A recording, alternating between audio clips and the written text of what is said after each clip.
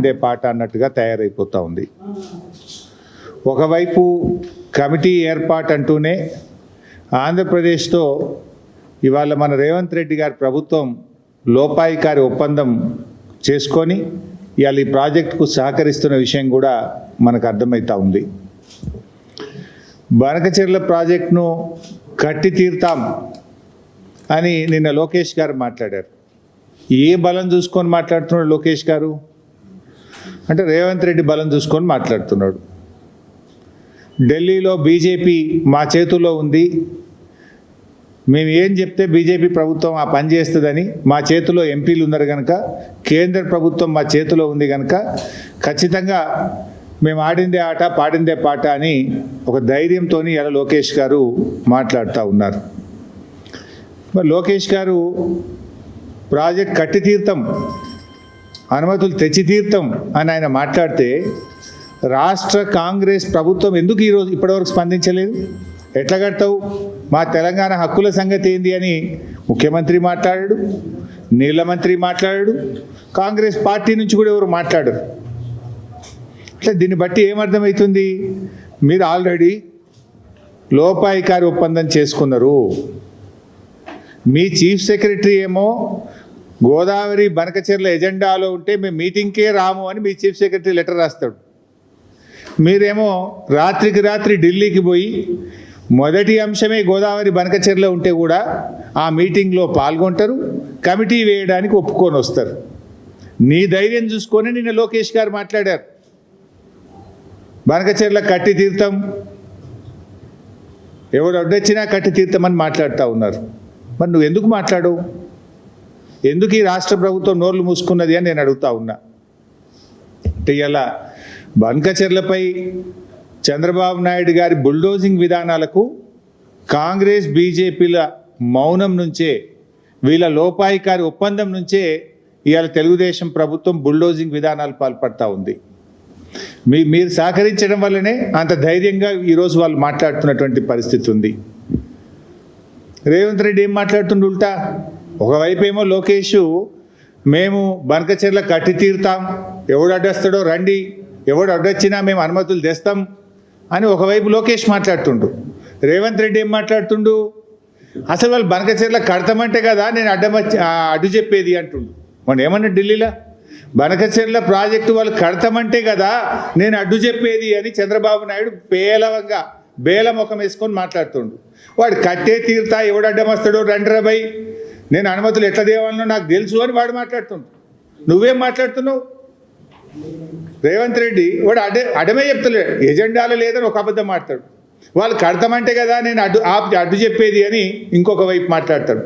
అంటే ఈ మాటల్ని చూస్తూ ఉంటే రేవంత్ రెడ్డి ఆల్రెడీ సెటిల్ అయిపోయింది.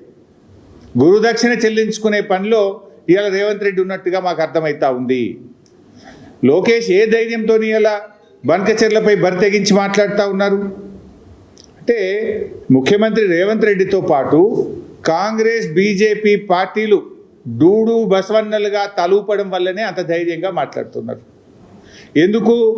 రేవంత్ రెడ్డి ఏమో గురుదక్షిణలో భాగం, తన పదవిని కాపాడుకోవడంలో, కేంద్ర ప్రభుత్వం మెప్పు పొందడంలో చంద్రబాబు గారు సహకారం కావాలి. ఇంకొక వైపు బీజేపీ ప్రభుత్వం ఢిల్లీలో తమ పీఠాన్ని కాపాడుకోవడానికి ఇవాళ తలలూపుతున్నటువంటి పరిస్థితి ఉన్నది. అయినా ఇవాళ లోకేష్ గారు ఏం మాట్లాడుతుందంటే, మిగులు జలాలు ఇవాళ సముద్రంలో కలుస్తున్నాయి మీకు కనబడతలేదా అని మాట్లాడుతున్నాడు.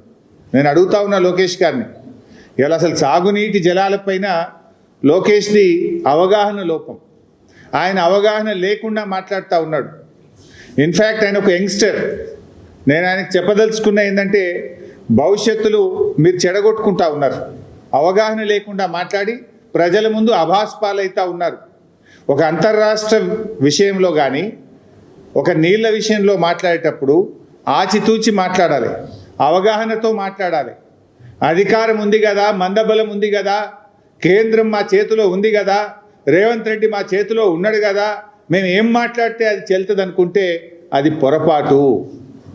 నేను అడుగుతా ఉన్న లోకేష్ గారిని, మిగులు జలాలు సముద్రంలో కలుస్తున్నాయి అని మాట్లాడుతున్నారు మీరు. మరి నిజంగా నీళ్లు ఉన్నదే నిజమైతే కేంద్ర ప్రభుత్వ సంస్థలు సెంట్రల్ వాటర్ కమిషన్ మీ డిపిఆర్ని ఎందుకు తిప్పి పంపింది? కేంద్ర ప్రభుత్వ సంస్థ గోదావరి రివర్ మేనేజ్మెంట్ బోర్డు మీ డిపిఆర్ను ఎందుకు తిప్పి పంపింది? కేంద్ర ప్రభుత్వ ఆధ్వర్యంలో ఉన్న పోలవరం ప్రాజెక్ట్ అథారిటీ మీ గోదావరి బనకచెర్ల డిపిఆర్ను ఎందుకు తిరస్కరించింది? కేంద్ర ప్రభుత్వ ఎన్విరాన్మెంట్ మినిస్ట్రీ మీ యొక్క ఎన్విరాన్మెంట్ ఇంపాక్ట్ అసెస్మెంట్ కోసం ఇచ్చిన డిపిఆర్ను ఎందుకు తిరస్కరించి వాపస్ పంపింది? నీళ్లు ఉన్నదే నిజమైతే 4 కేంద్ర ప్రభుత్వ సంస్థలు మీ గోదావరి బనకచెర్ల డిపిఆర్ను ఎందుకు తిప్పి పంపాయి? ఎందుకు తిరస్కరించాయో సమాధానం చెప్పు. నీళ్లు ఉన్నాయని ఎవరు చెప్పిండ్రు? సెంట్రల్ వాటర్ కమిషన్ చెప్పిందా? ట్రిబ్యునల్ చెప్పిందా? ఎవరు చెప్పారు? ఎవరు తేల్చారు? ఉంటే అందులో తెలంగాణ వాటా ఎంత, ఆంధ్రప్రదేశ్ వాటా ఎంత? ముందు దానికి సమాధానం చెప్పండి. ఇలా అది కాకుండా ఆయన మాట్లాడుతున్నారు, మేమేమైనా కాళేశ్వరంకు పొక్కగొట్టి తీసుకుపోతున్నామా? ఏమైనా పొక్కగొట్టేందుకు ఇదేమన్నా శ్రీశైలం ప్రాజెక్టా, పోతిరెడ్డిపాడు ప్రాజెక్టా? ఇదేమన్నా ఉమ్మడి ఆంధ్రప్రదేశా? నువ్వు పొక్కగొట్టేది ఉంటే ఇది లిఫ్ట్ ఇరిగేషన్ కదా, ఇది పొక్కగొట్టే ప్రాజెక్ట్ కాదు కదా. కాళేశ్వరం ఇజే లిఫ్ట్ ఇరిగేషన్ ప్రాజెక్ట్. ఎత్తిపోతల ప్రాజెక్టుకు పొక్కగొట్టుడో చిల్లుగొట్టుడో ఉండదు. అయినా ఇదేం ఉమ్మడి ఆంధ్రప్రదేశా? ఆనాడంటే ఉమ్మడి ఆంధ్రప్రదేశ్లో ఈ తెలంగాణ కాంగ్రెస్ తెలుగుదేశం నాయకులు పదవుల కోసం పెదవులు మూసుకోవడం వల్ల, తెలంగాణ నాయకత్వం దాసోహం కావడం వల్ల ఆనాడు మీరు ఆడిందే ఆట పాడిందే పాట.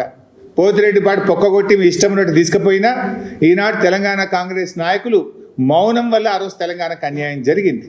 కానీ ఇక్కడ ఉన్నది బీఆర్ఎస్ పార్టీ. ఈనాడు తెలంగాణ ఒక రాష్ట్రంగా తెలంగాణ ఉన్నది. ఊకో తెలంగాణ ఉమ్మడి ఆంధ్రప్రదేశ్లో నడిచినట్టు మీ ఇష్టం ఉన్నట్టు పొక్క కొడతాం చెల్లు కొడతామంటే ఎవరు చూసుకుంటేందుకు ఊకోనికి తయారు లేడు. ఎందుకంటే ఆయన ఇవాళ ఒక విషయం ఆలోచన చేయాలి. అన్ని అబద్ధాలు నేను ఆయన మాట్లాడినాయి. కాళేశ్వరం ప్రాజెక్టును అసలు అనుమతులే లేవట. అనుమతులు లేకుండా మీరు కట్టినరు అని ఆయన గారు నిన్న మాట్లాడుతూ ఉన్నారు. కాళేశ్వరం ప్రాజెక్టుకు అన్ని అనుమతులు ఉన్నాయి. ఇవి కాళేశ్వరం ప్రాజెక్టుకు బీఆర్ఎస్ ప్రభుత్వం సాధించినటువంటి అనుమతులు. 1 కాదు 2 కాదు 11 అనుమతులు ఉన్నాయి. Hydrology clearance, technical advisory committee clearance, central water commission clearance, ministry of tribal welfare, ministry of environment and forest, irrigation planning, inter state matters, hydrology 11 అనుమతులు. అన్ని రకాల అనుమతులను సాధించి బీఆర్ఎస్ ప్రభుత్వం కాళేశ్వరం ప్రాజెక్టును నిర్మించింది. మీకు ఏమైనా అనుమానం ఉంటే ఇది పంపిస్తే వెరిఫై చేసుకోండి. We have all permissions for Kaleshwaram project. అంటే ఒక రాష్ట్రం ఏదైనా ప్రాజెక్ట్ కట్టాలంటే స్టాట్యుటరీ పర్మిషన్స్ కేంద్ర ప్రభుత్వం కానీ పక్క రాష్ట్రాలతో పొందాల్సిన అన్ని అనుమతులను కూడా కాళేశ్వరం ప్రాజెక్టుకు మేము సాధించడం జరిగింది. అది కాకుండా నిన్న ఆయన మాట్లాడుతూ కాళేశ్వరం ప్రాజెక్టుకు అసలు మేము ఎప్పుడైనా అడ్డుకున్నామా? కాళేశ్వరం ప్రాజెక్టుకు తెలుగుదేశం పార్టీ అడ్డుకోలేదు, తెలుగు ప్రజలంతా ఒకటి అని ఒక సన్నాయి నొక్కులు నొక్కుతూ ఉన్నారు. లోకేష్ గారు, మీకు తెలియకపోతే మీ నాన్నగారిని అడగండి.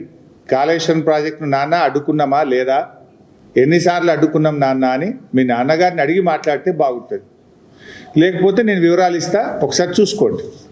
ఎందుకంటే కాళేశ్వరం ప్రాజెక్టుకు అన్ని అనుమతులు వచ్చిన తర్వాత ఆనాడు అధికారంలో ఉన్న తెలుగుదేశం ప్రభుత్వం 2018లో కాళేశ్వరం ప్రాజెక్టు అనుమతులన్నీ రద్దు చేయండి, కాళేశ్వరం ప్రాజెక్టు పనులను నిలిపివేయండి అని కేంద్ర ప్రభుత్వానికి ఆంధ్రప్రదేశ్ ప్రభుత్వం రాసిన లేఖ ఇది.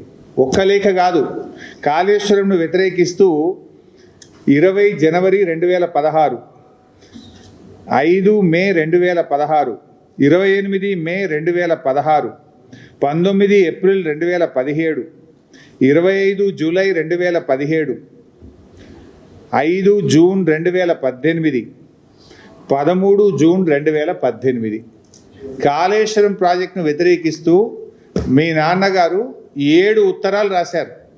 కానీ నిన్న లోకేష్ గారు మేము కాళేశ్వరం ప్రాజెక్టును వ్యతిరేకించామా అని సన్నాయి నొక్కులు నొక్కుతూ ఉన్నారు. కావాలంటే ఇవన్నీ పంపిస్తే చదువుకోండి. ఇందులో ఎంత అన్యాయంగా మాట్లాడతారు అంటే అది కూడా చదివి వినిపిస్తా. In view of the above, రాసి 18వ paragraphలో, it is requested that the clearance of technical advisory committee for the Kaleshwaram project of Telangana may please be reviewed as in case of the Kaleshwaram project requires to be approved by the Apex Council. Meanwhile, the state of Telangana be directed not to proceed with further execution of the Kaleshwaram project until provisions of AP Reorganization Act are complied with. అంటే మీరు ఇచ్చిన అనుమతులు నిలిపివేయండి, project పనులు ఆపివేయండి అని ఏమంటారు? AP reorganisation act ప్రకారంగా అన్ని అనుమతులు కావాలి అని. ఇది కేంద్ర ప్రభుత్వం మన ఎస్కే జోషికి, ఆనాటి వాటర్ రిసోర్స్ సెక్రటరీ రాసిన లేఖ. Kaleshwaram is not a new project, ఇది ప్రాణహిత చేవేళ్లలో అంతర్భాగము. అందువల్ల దీనికి ఏపీ రీఆర్గనైజేషన్ యాక్ట్ రూల్స్ వర్తించవు అని స్పష్టంగా ఆనాడు ఒక సమావేశంలో నిర్ణయించి మన రాష్ట్రానికి కమ్యూనికేట్ చేశారు. దీని ప్రకారంగా తీసుకోవాల్సినటువంటి 11 అనుమతులను కూడా కాళేశ్వరం ప్రాజెక్టుకు మేము తీసుకున్నాం. అన్ని అనుమతులతో కాళేశ్వరం ప్రాజెక్టును కట్టడం జరిగింది. కానీ మీరేమంటారు? మేమైనా కాళేశ్వరంను అడ్డుకున్నామా? 7 ఉత్తరాలు రాసిండు మీ నాయన. అడుగు ఒకసారి నాన్నగారిని, కాళేశ్వరంను అడ్డుకున్నామా నాన్న, లేదా అడ్డుకోలేదా అని మీ తండ్రి గారిని అడగండి. అడిగి మాట్లాడితే బాగుంటుంది. ఇలా ఏమర్థమవుతా ఉంది? కాళేశ్వరం మీద కుట్ర చేసి మేడిగడ్డ నుండి నీళ్లు ఎత్తిపోయకుండా నీళ్ళన్నీ కిందికి ఆంధ్రప్రదేశ్కు రావాలనే కుట్ర చేసినట్టుగా అనిపిస్తూ ఉంది. అంటే తెలంగాణలో కట్టిన ప్రాజెక్టులను నిర్వీర్యం చేయాలి, ఆంధ్రప్రదేశ్లో మాత్రం అక్రమ ప్రాజెక్టులు కట్టి తీరాలి. ఇక్కడ కట్టిన ప్రాజెక్టులు నిర్వీర్యం చేయాలి, ఆంధ్రప్రదేశ్లో అక్రమ ప్రాజెక్టులు కట్టాలి. కృష్ణా నదిని ఎట్లయితే మళ్లించుకున్నామో గోదావరిని కూడా మొత్తం మళ్లించుకోవాలి. 2 నదులను కూడా హస్తగతం చేసుకునేటువంటి కుట్ర జరుగుతూ ఉంది. అంటే ఆ రోజు తెలంగాణ రాష్ట్రంని అడ్డుకోవడానికి శతవిధాల అడ్డుపడ్డారు మీరు. ఈరోజు తెలంగాణ నీళ్లు వాడుకోకుండా ఇలా జలద్రోహం చేస్తూ ఉన్నారు, అడ్డుపడతా ఉన్నారు. మేము ఊరుకోం, మీ ఆటలు సాగనీయం. ఆనాడంటే ఉమ్మడి ఆంధ్రప్రదేశ్లో నడిపించిందేమో, ఇప్పుడు ఎట్లయితే? మీరు ఎన్ని కుట్రలు చేసినా తెలంగాణ సాధించి తీరిండు కేసీఆర్ గారు. అదేవిధంగా ఇవాళ బనకచెర్ల కట్టి తీరుతామని మీరు అంటున్నారు. బనకచెర్ల అడ్డుకొని తీరుతాం మేము. మాకు అడ్డుకోవడం కూడా తెలుసు, ఎట్లా అడ్డుకోవాలో కూడా మాకు తెలుసు.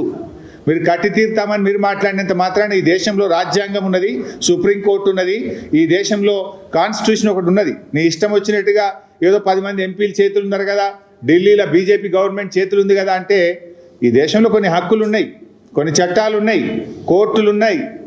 మాకు కూడా తెలుసు దాన్ని ఎట్లా అడ్డుకోవాలనో.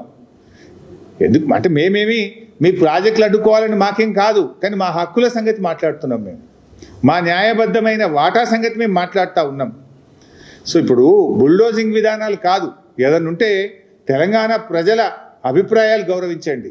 తెలంగాణ హక్కులను, మా హక్కులను కాదని మీరు చేయకండి. మా హక్కులకు లోబడి మా వాటా మాకు ఇస్తూ మీరు ఏదైనా చేస్తామంటే దానికి మాకు అభ్యంతరం ఉండదు. కానీ బుల్డోజ్ చేస్తామంటే చూస్తూ ఊరుకోము. ఇప్పుడు కేసీఆర్ గారు కూడా కాళేశ్వరం కట్టింది పోయి ఎన్నిసార్లు పోయింది మహారాష్ట్ర దగ్గరికి? నన్ను తోలిచ్చిన ఒక 10 సార్లు నేను పోయినా. నాగ్పూర్ పోయినా, ముంబైకి పోయినా, ఢిల్లీకి పోయినా. వాళ్ళు ఎక్కడుంటే అక్కడ పోయి బతిలాడుకొని నచ్చజెప్పి మా హక్కుల గురించి, మా కష్టాల గురించి చెప్పినాం. స్వయంగా కేసీఆర్ గారు కూడా 3 సార్లు ముంబైకి వచ్చి అక్కడ ముఖ్యమంత్రి గారిని, గవర్నర్ను, అధికారులందరినీ కూడా కలిసి ఒప్పించి మెప్పించి మేము కాళేశ్వరం ప్రాజెక్టు కట్టాం. కానీ మీరేంది బుల్డోజ్ చేస్తామంటున్నారు. రేవంత్ రెడ్డి మావోడేనే, మా చేతులున్నాడు, ఢిల్లీ మా చేతులున్నది, అడిగేది ఏంది? బుల్డోజ్ చేస్తాం, కట్టిపారేస్తామంటే ఎట్లా నడుస్తుంది? ఇప్పుడు ఇంకొక విషయం, నిన్న లోకేష్ గారు ఏమంటున్నారు? మా సముద్రంలో కలిసే నీళ్ళు కదా, మేము తీసుకపోతే తప్పేంది అని ఆయన గారు నిన్న మాట్లాడుతున్నాడు. నేను అంటున్నా, మరి సముద్రంలో కలిసే నీళ్ళు అయితే ఉమ్మడి ఆంధ్రప్రదేశ్లోనే గోదావరి నదిలో 1480 టీఎంసీల నీళ్లున్నాయి. 968 తెలంగాణకు, 512 ఆంధ్రప్రదేశ్కు అని ఉమ్మడి ఆంధ్రప్రదేశ్లోనే ఆ రోజు నిర్ణయించిండ్రు. ఇది అసెంబ్లీలో కూడా పెట్టిండ్రు, జస్టిస్ శ్రీకృష్ణ కమిటీకి కూడా ఇచ్చిండ్రు. మొత్తం కూడా నిర్ణయం జరిగింది. మరి అన్ని నీళ్లుంటే, అన్ని సముద్రంలో కలిసే నిజమైతే తెలంగాణకు ఇప్పటికే కేటాయించబడిన 968 టీఎంసీలను ఎందుకు ఆంధ్రప్రదేశ్ అడ్డుకుంటున్నది? ఆ 968 టీఎంసీలకు లోబడి తెలంగాణ కడుతున్న ప్రాజెక్టులకు ఎందుకు ఆంధ్రప్రదేశ్ ప్రభుత్వం అడ్డు చెప్తున్నది? దీనికి సమాధానం చెప్పండి. నేను ఉత్తమ మాటలు మాట్లాడతలేను. ఇగో ఇది 968 టీఎంసీలు తెలంగాణ కేటాయిస్తే ఇది మేము ఒప్పుకోం. ఈ 968 వాళ్ళు సొంతంగా చెప్తుండ్రు అంటున్నారు. ఇది మేం చెప్పింది కాదు. ఉమ్మడి ఆంధ్రప్రదేశ్లో ఆనాడు రాష్ట్ర విభజనకు వేయబడ్డ జస్టిస్ శ్రీకృష్ణ కమిటీకి చెప్పిండ్రు. విభజన బిల్లు అసెంబ్లీకి వచ్చినప్పుడు ఇగో తెలంగాణకు 968 టీఎంసీల నీళ్లు గోదావరిలో ఇచ్చినామని చెప్పిండ్రు. కృష్ణాకు 299, ఆ 299 పంచాయతీ కూడా ఆడికెళ్ళి పుట్టిందే. హిట్ టీవీ యాప్, ఇందులో short news, live news, entertainment shows, movies, digital magazines తో పాటు మీ జిల్లా వార్తలను కూడా ఫ్రీగా చూడొచ్చు. ఇంకెందుకు ఆలస్యం, వెంటనే హిట్ టీవీ యాప్ ని డౌన్లోడ్ చేసుకుని ఫ్రీగా ఎంటర్టైన్మెంట్ పొందండి. Hit TV app. Hit TV app, please download hit TV app. Hit TV app ని ఫ్రీగా డౌన్లోడ్ చేసుకొని ఎంజాయ్ చేయండి. మీకు నచ్చిన ఎంటర్టైన్మెంట్ కోసం హిట్ టీవీ యాప్ ని ఫ్రీగా డౌన్లోడ్ చేసుకుని ఎంజాయ్ చేయండి. హిట్ టీవీ యాప్ ని డౌన్లోడ్ చేసుకుని ఆస్వాదించండి, ఆశీర్వదించండి. ఇంతమంది సెలబ్రిటీలు హిట్ టీవీ యాప్ ని డౌన్లోడ్ చేసుకోండి అని చెప్తున్నారంటే ఎంత మంచి యాప్ ఆలోచించండి. అమెరికా అమెరికా అమెరికా అమెరికాలో చదవాలనుకునే వాళ్ళకి విశ్వసనీయమైన పేరు మన శౌర్య కన్సల్టెన్సీ. UK లో 1 year masters, UK లో 1 year masters, 2 years work permit up to 5 years visa. Contact Saurya Consultancy. Contact 89851 89851.